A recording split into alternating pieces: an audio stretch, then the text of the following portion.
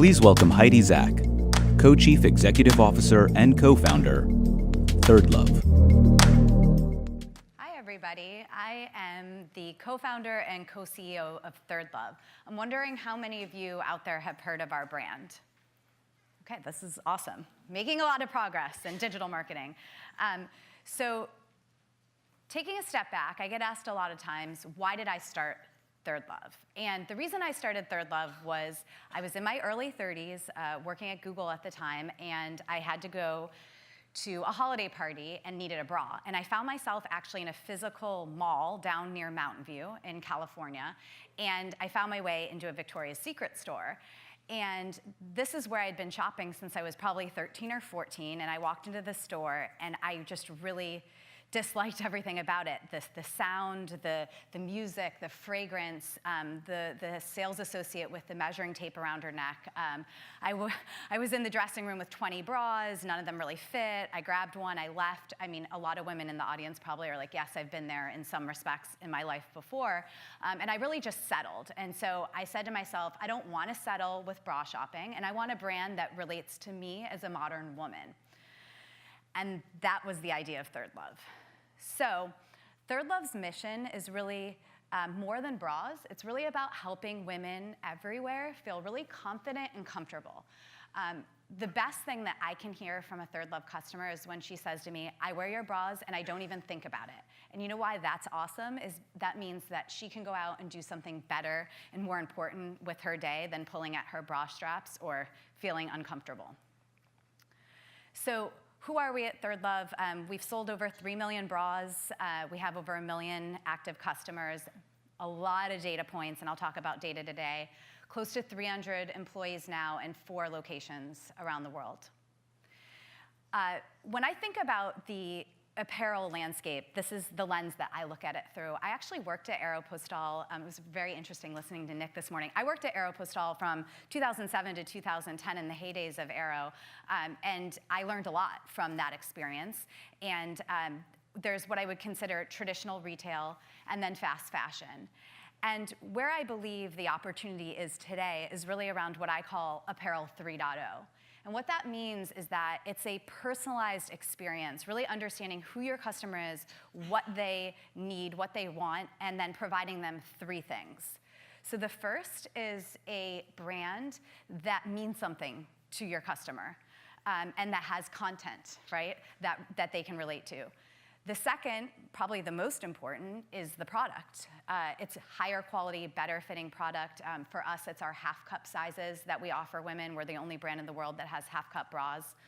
And the last is really using data to drive decision making. And this is something that I know is a hot topic. For us at ThirdLove, we have no physical retail stores. We've never done a pop-up. So we base everything we do from data that we collect, mostly digitally. So let me walk you through ThirdLove and how we're doing all these different aspects. So brand. On the left side is a recent email we sent about what kind of bra to wear under a white top.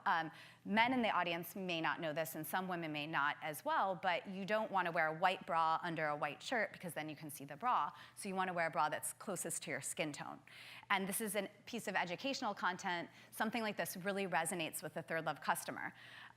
I had to put this one up there because I just thought it was funny, because I got it in my email. I mean, this certainly, I don't relate to this email, and so we really focus on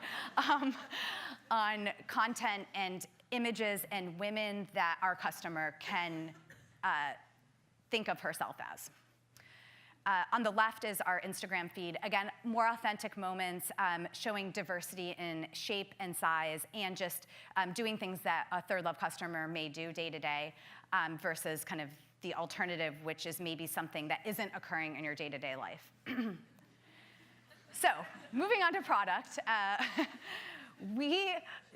This is sort of, when I think about the landscape of bras, it's unique, right? In the sense of, in bras, there's generally been sexy bras, right, that are lacy and beautiful, right, but maybe aren't comfortable, and you know they sit in your drawer and you don't wear them.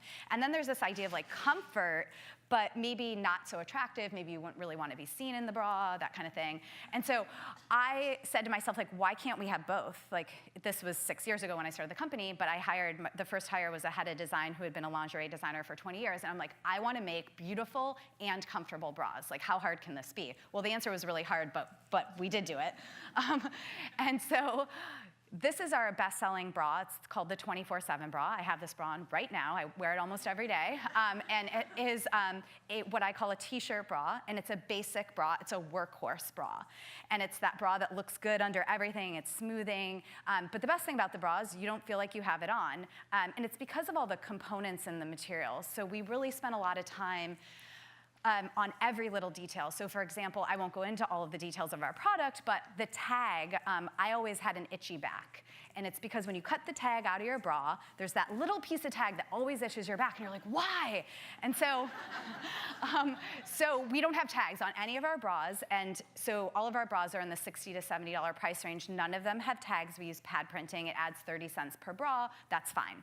It's all about comfort. It's about investing in quality. It's about creating something better that makes a difference in women's lives. And one of the things we learned over the years when we launched in 2014, we started hearing from women, you don't have my shade. You don't have the bra that's going to make me look good under my white, my white t-shirt. And so what we've done over the past 2 years is launch over 7 shades of what we call naked to more closely match our customers' skin tones. And then the last thing is really size. So there's a lot of talk of inclusivity, which is awesome. And I believe what it means to be inclusive is having sizes for as many people as possible and as many shapes as possible. So at ThirdLove, we have 70 sizes of bras, and you can see kind of the comparison of our size versus other players in the industry. And we continue to add more sizes based on data that we collect. Data. So we have something called our Fit Finder. We launched this in early 2016. You'll see that it asks for size, how old the bra is, fit issues, how a woman's wearing the bra, and breast shape. And through this, and we have a very large data science team at ThirdLove of about 30 people now. And through this, a woman will do the Fit Finder. 10 million women have taken the Fit Finder to date, actually close to 11 million women, and will recommend the best size and style for her unique shape. And the way I equate this is if you're a woman and you've been to a really great bra fitter, she actually doesn't use a measuring tape. The high-end bra boutiques or Nordstrom, right? When she walks in, she looks at you in the dressing room and you have your bra on, and she basically looks at you, and what she's doing is she's seeing what your fit issues are, she's seeing what you're wearing, she's seeing if you have cup gaping, she's looking at you, and she's done this for 30 years, and she's really, really good at it. And then she comes back and she brings you a bra a lot of times, and it's magic, and you found your size. Well, that's awesome if you live in New York City or San Francisco like I do. However, most people don't, and they don't have access to this amazing bra fitter at Nordstrom. And so basically, the Fit Finder recreates that experience for every woman in the United States. So she can find her fit just like we can by going to a bra boutique. 10 million women, 600 million data points. How do we use the data? How do we use the data? Okay.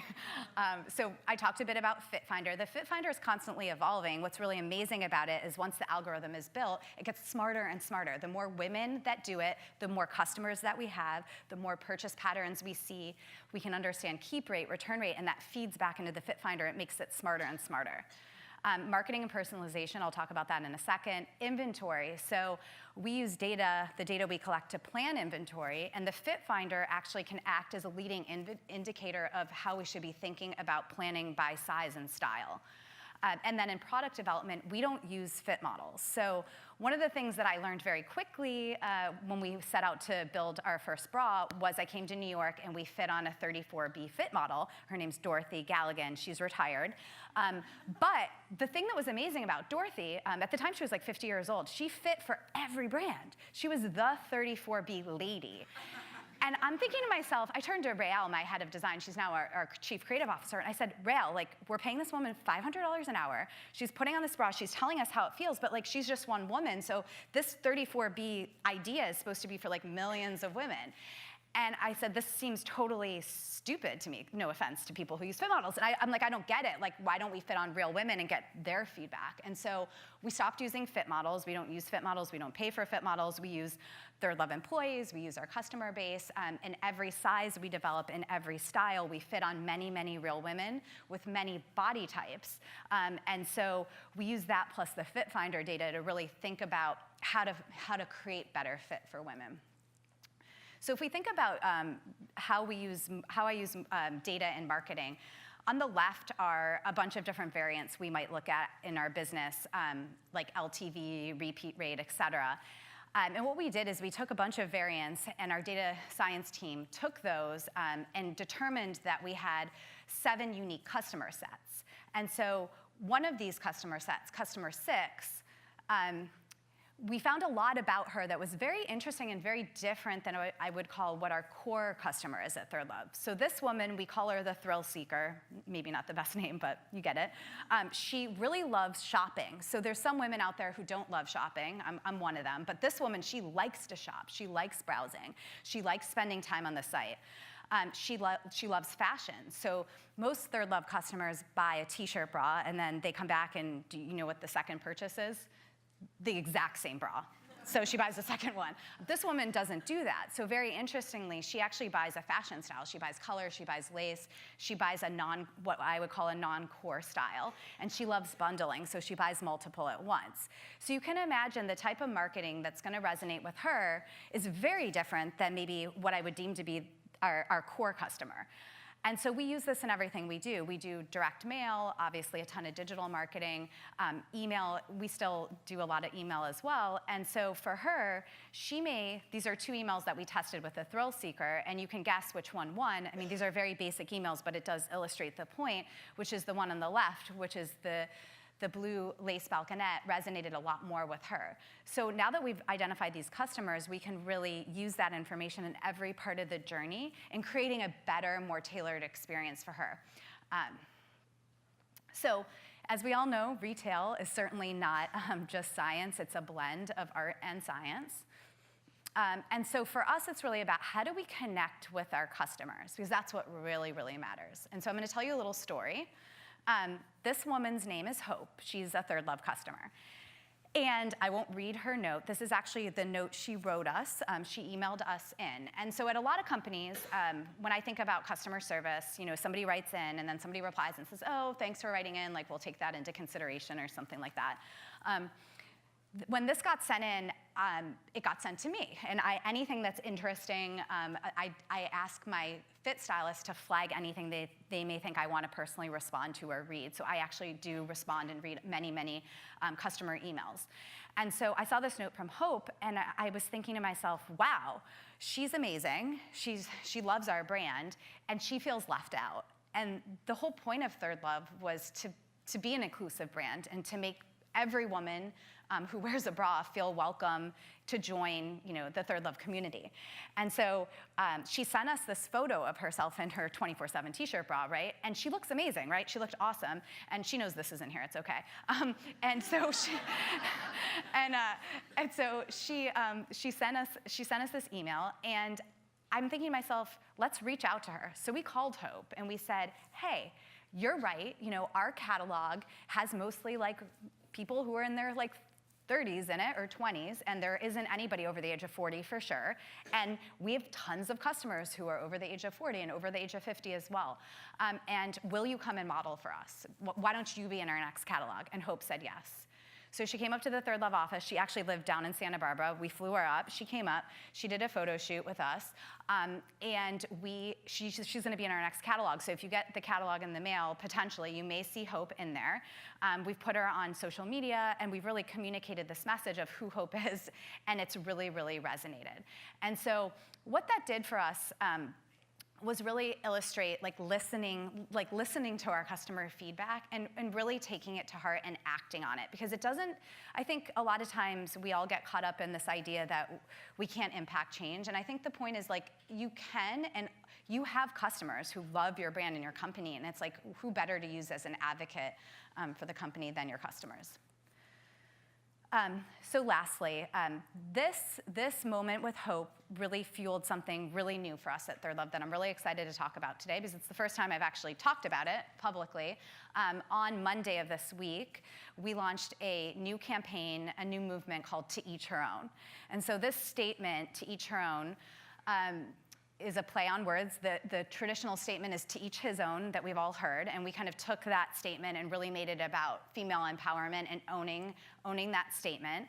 And it was really about doing more and being more for our customers who have done a lot for ThirdLove and kind of pushing the brand forward. So I'm gonna read this manifesto, and this is the core of the campaign. So let's raise the status of the status quo. Let's refuse to blend or fall in line, sit up straight, know our place, settle for less, settle for anything at all.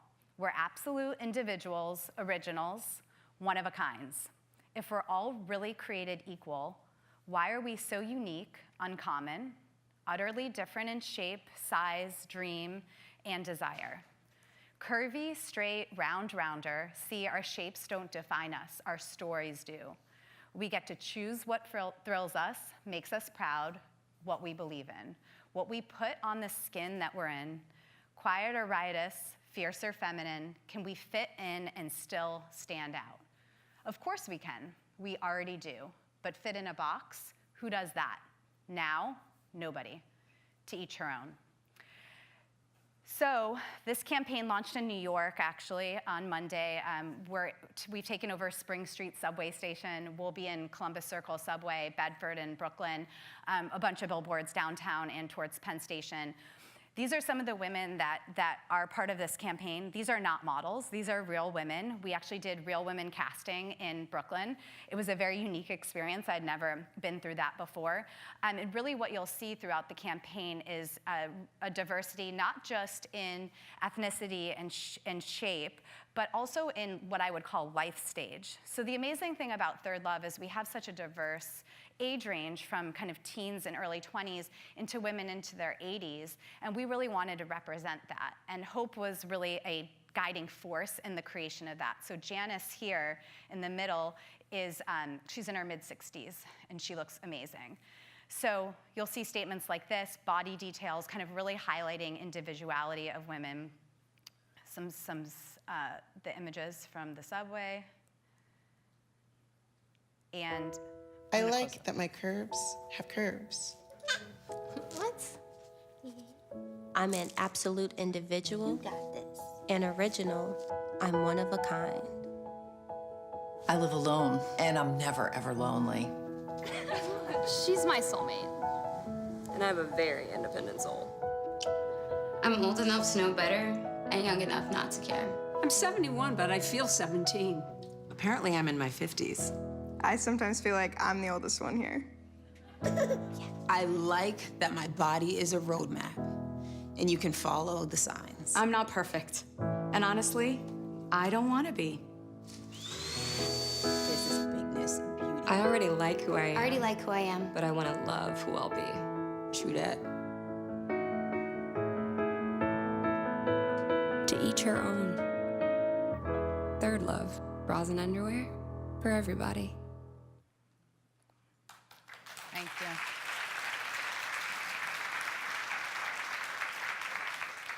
So that's our 60-second spot, and we'll be, it's already airing, so you may see it on TV if you watch TV. So thank you so much, and if you guys have questions, I'm happy to answer.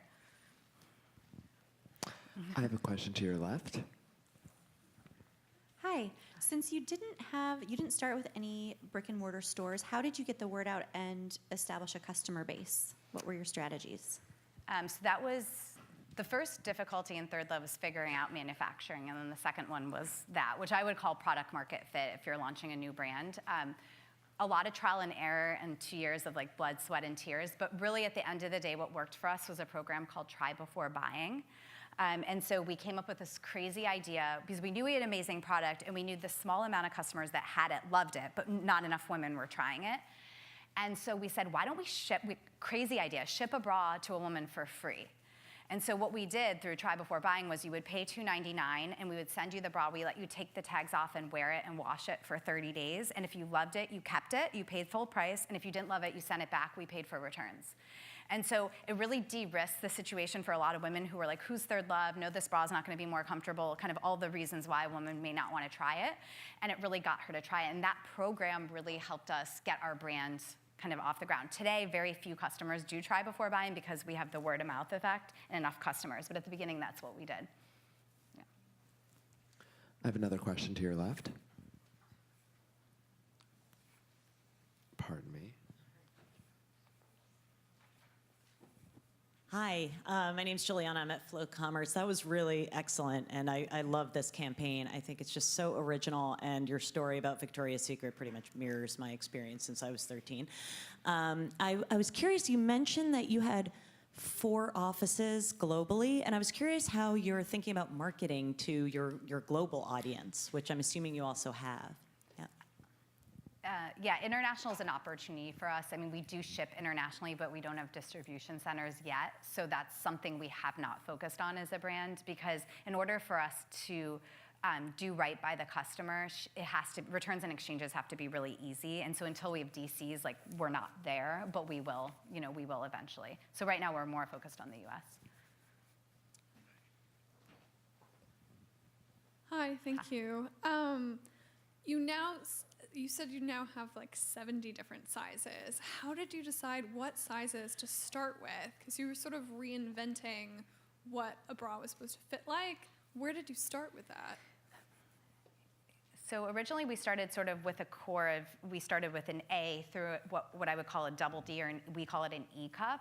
And we recognized the need for the half cup right away. And so what happened was when we were doing fit testing and user testing, many women, and we had an app at the time, were falling in between cup sizes. And so we had this idea for half cups. And when we went to our manufacturer, they're like, people have tried this before, you're totally crazy, it's gonna be too expensive, yada, yada. Like, there were all these excuses, right? And we're like, no, we're just gonna do it, we'll sample it, we'll see if these bras fit women better.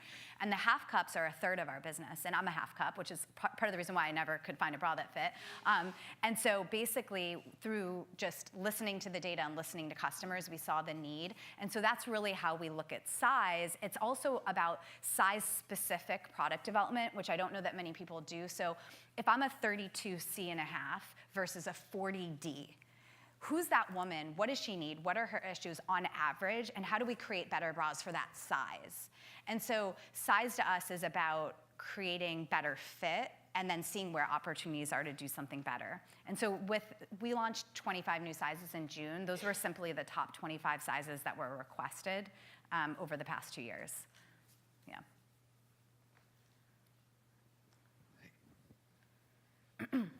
I have 2, actually. I'm not sure if you specified how you got the name, but the other question I had is, I've actually tried your product a few times, and I was so sad to find one that fit. But so do you see like the evolution of it just continuing to figure out additional sizes, or do you see customization as potentially an opportunity? Because even that slightest little tweak makes such a difference for people. Totally. I think a lot of it is style. So I apologize because it makes me very sad to hear that you haven't found a bra, so come find me and we'll try to find you something good. But we keep adding more styles based on, again, size level data we're collecting. And so a lot of it is in the early days, like, we didn't have the resources to do as many styles, and now we do. So there's an evolution of that. So yeah, it's just really about, especially when here's another point of advice that I would give, is that one of the most important data points you can collect and store and leverage are the people who don't keep your product. And so when's the last time you've dug into that data to say, who are all these people who paid me money for something and then we didn't deliver in some way? And what are we doing to fix that? And so for us, a lot of it's about a lot of data collection on the return and exchange side and using that for product development and thinking through what we can do to deliver a better customer experience. Anyway, and that's just one thing. And then ThirdLove, the name is really about creating a third option, a ThirdLove. So B and C cup, creating the B1/2, comfort and style, creating the blend, so creating that ThirdLove. Yeah.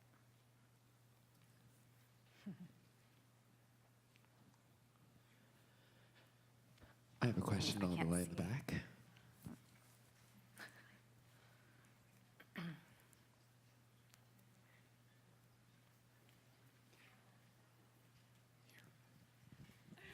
So you briefly mentioned catalog mailers. And I know today we're talking a lot about digital, but I've seen a lot of great digital native brands start doing a lot more catalog. I'd love for you to talk a little bit more about what kind of role catalog plays in your digital strategy. Yeah, so catalog direct mail has been a very, very effective channel for us in terms of like CPAs and customer acquisition in particular. What's amazing about direct mail, the problem with direct mail that I find, especially being a digital brand, is it's really slow, meaning you're planning like 2 to 3 months in advance to drop stuff, and then it takes like forever to get the data back. So that's painful, and there's really not a lot you can do with that right now. However, it's so data-driven, right? The segmentation you can have with lookalike audiences and figuring out the right moments in time to hit people with the right information that's targeted to them because you know potentially who they are. There's just so much opportunity. So I believe very much in direct mail and that connection with the customer. And it's something physical, which is nice. We all love getting something beautiful in the mail. Any other questions? Thank you so much. Thank you.